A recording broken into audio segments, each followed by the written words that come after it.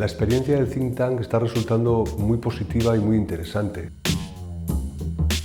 Hausnartzeko, eztabaidatzeko, ideiak partekatzeko espazio bat sortu izana, oso positiboa da. Irekia, aurreratua, errespetuz eta dagokion bezala etorkizunari aurre egiteko. Al final, hacer una apuesta en común de personas tan diversas, tratando temas que nos atañen a todos, me parece muy enriquecedor. Los temas son tratados por personas que proceden de ámbitos muy diversos y por lo tanto con puntos de vista muy diferentes sobre temas comunes.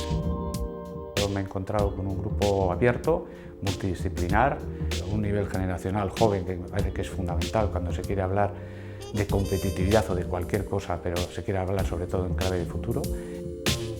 Azpimarratuko nuke alde batetik lansaioetan jorratu ditugun eremuetako adituekin kontatu izana. Gure lanari, gure testuinguru bat, abiapuntu bat jartzeko. Y yo creo que se ha generado una dinámica tremendamente positiva, ¿no?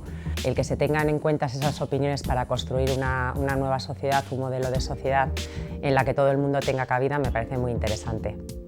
Foru Aldundiak gizarteak planteatzen dituen erronkei erantzuna emateko gaitasuna duen erakundea izan beharko du. Beharrezkoa izango da erakunde irekiago bat izatea, herritarrekin komunikazio hobea izango duena.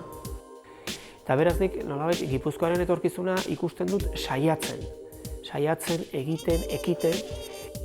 Seguramente hay que seguir trabajando en esta línea, porque construir un lenguaje común sobre cualquier cosa y sobre el futuro no es fácil, pero realmente el camino es este.